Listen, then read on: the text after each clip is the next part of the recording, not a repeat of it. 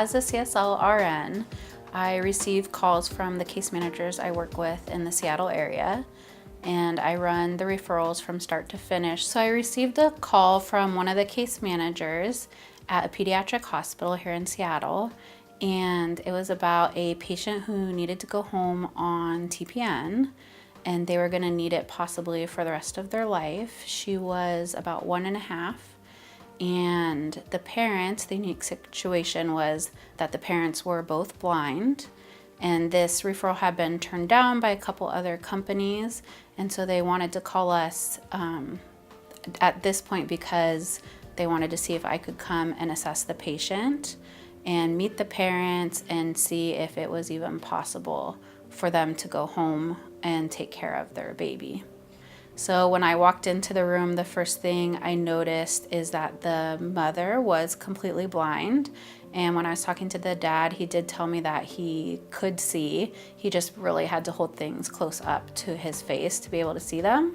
And so I kind of just went through and let them kind of handle all of the equipment they would be going home with, and then really just let the dad, see if he could attach saline flush to the line, see if he could spike the bag without contaminating, just right off the bat, see if that was a skill that was possible. And it turned out it was. He was able to do those things. And so we kind of moved forward from there. The hospital in Portland didn't know exactly what it was, but they had a suspicion that it was chronic intestinal pseudo-obstruction. And we had to prove a lot to a lot of people, to quorum, to to ourselves.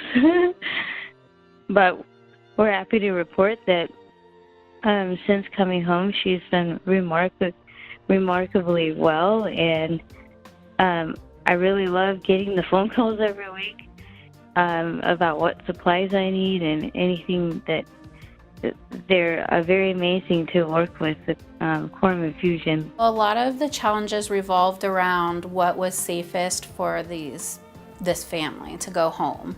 So even though the dad could spike the bag, the doctors were still worried about extra risk of contamination, because even though he could do it, he might not notice if he missed, so things like that. And so a lot of it was coming up with alternatives for him.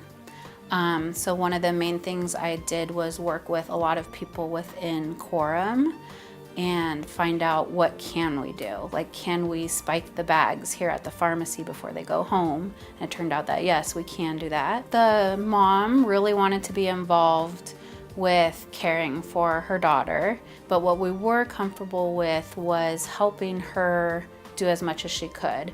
So maybe dad attached the flush to the line and then she pushed it in. So when she went to handle everything, she had to be able to feel where the ends of the syringes were and where the ends of the tubing was.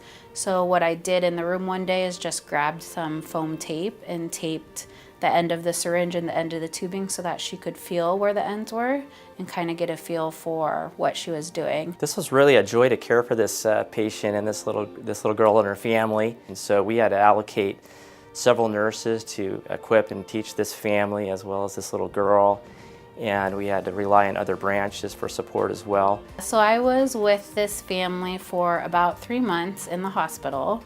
I went and saw them twice a week the whole time to do teaching and refreshing and make sure they stayed on top of all the skills we were teaching them.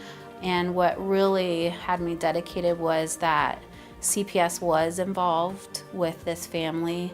Originally, when they brought the daughter into a separate hospital, the precursor was that because they had been involved, there was a chance that the child could be removed from the family. And so I just really want to say, no, the dad can do this. They want to do it. They want to go home. There's no reason for them not to. We're very blessed to have a happy, vibrant little girl that is back in our care, and it's due to Quorum's ability to show us how to do things, how to set up her TPN, how to set up her pump. And I've actually come to the realization that it's okay to have help. It's not a weakness, it's actually a strength. these people know what they're talking about. It's okay.